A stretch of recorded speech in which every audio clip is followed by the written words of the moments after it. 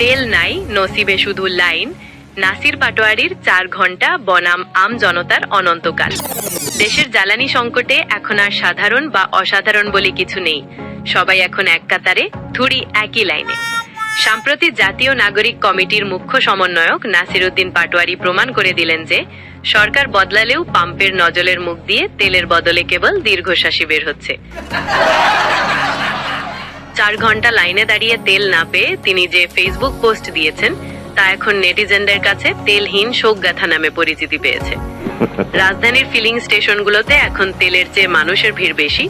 পরিস্থিতি এমন দাঁড়িয়েছে যে লোকে এখন ডেটিং করার জন্য রেস্টুরেন্ট বাদ দিয়ে তেলের লাইনে দেখা করছে, কারণ সেখানে অন্তত 4-5 ঘন্টা একসাথে সময় কাটানোর গ্যারান্টি পাওয়া যাচ্ছে। আমি এখন দাঁড়িয়ে আছি এমন এক লাইনে যার শুরু হয়েছিল সকালে আর শেষ হবে কবে তা খোদ পাম্প মালিকও জানেন না।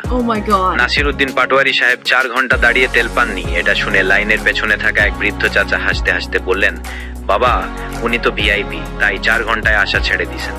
আমরা তো গত পরশু থেকে লাইনে দাঁড়িয়ে পাম্পের মশার সাথে বন্ধুত্ব করে ফেলেছি।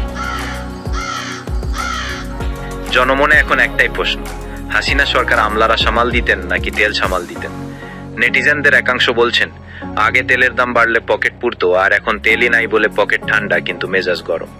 সমন্বয়ক সাহেব যখন লাইনে দাঁড়িয়ে ভোগান্তি বুঝতে চাইলেন তখন পাশে থাকা এক বাইকার তাকে ফিস করে বললেন, ভাই ভোগান্তি তো বুঝলেন, এখন একটু আমাদের হয়ে তেলটা ম্যানেজ করে দেন, সিস্টেম তো এখন আপনাদেরই হাতে।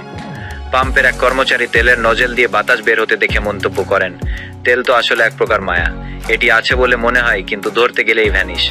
আমরা এখন তেলের বদলে কেবল সুগন্ধি হাওয়া দিচ্ছি যাতে মানুষ অন্তত তেলের ঘ্রাণ নিয়ে বাড়ি ফিরতে পারে।